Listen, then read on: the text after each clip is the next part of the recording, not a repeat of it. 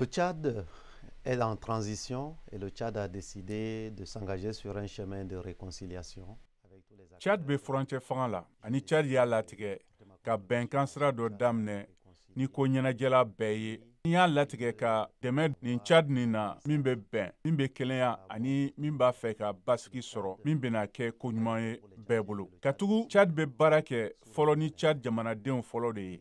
Nga Tchad fana ye marabolo fitini nafama kɛrɛnkɛrɛn ye min bɛ baara kɛ ni jamana wɛrɛ ye i n'a fɔ Amérique. Wa a nafa tun ka bon ka na yan walasa ka Tchad ka cɛsiri sinsin ko kura ka baara kɛ lahalaya nafabaw ye i n'a fɔ lakana, i n'a fɔ jatigɛ wale kɛlɛli, waati cogoya koɲɛw, adamadenya koɲɛw, nga fana ka kalanko ni dɔnniya hijibu kura da wuli, nga fana sɔrɔko jɛɲɔgɔnya walasa ka dancɛw sigi tiɲɛna ni sirijuru ni Amérique o ni Tchad cɛ. À l'échelle des pays, on fasse feu de tout bois.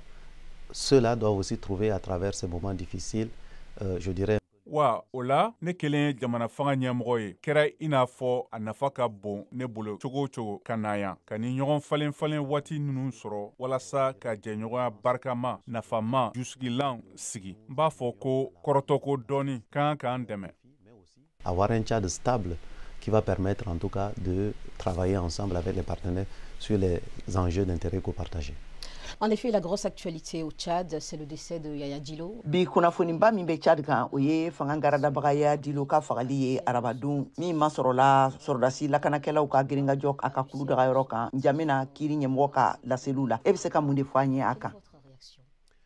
Mes condoléances, non pas seulement à sa famille, mais mes condoléances. Nga sanga fo, nga sanga tɛ a ka denbaya dɔrɔn ma, nga sanga fo bɛ mɔgɔ minnu fagara, olu bɛɛ ka somɔgɔw ye fan bɛɛ fɛ. O cogo la, sɔrɔdasiw dɔw bɛ yen minnu sara, duguden bɛ yen minnu sara. Nin ye jɔyɔrɔ ye n'o ye jamana fanga ɲɛmɔgɔ ye, b'a fɛ ka min kɛ. Et donc, condoléances à tout cela et appeler chacun à l'épuiser au fond de lui. O la b'a fɛ ka n ka sangafo di mɔgɔ bɛɛ ma minnu bɔnɛna u ka ɲɛnamaya la ka wele bila bɛɛ ma u k'u yɛrɛ dusukun kɔnɔ lajɛ ka ladilikan soli min ka kan ka dɛmɛ ka sini ɲɛsigi sira yelen ani ka hakili jigin siɲɛ kelen ko kura kɔrɔtɔ la Tchad ka kelenya la dusukun bɛnkanw dusukun lafiya ani ka wele bila bɛɛ ma u k'u yɛrɛ minɛ u ka sabali. Nin bɛɛ kɛra k'an to yan yaasa ka nafolo ɲini walasa ka fanga ni jɛɲɔgɔnyaw lajɛ walasa k'an dɛmɛ ka nin furancɛ fanga nin laban nga ka adamadenya gɛlɛyaw fana jaabi. Katugu Tchad be mɔgɔ bolilen miliyɔn 1 ni tɔrɔmɔɲɔ 5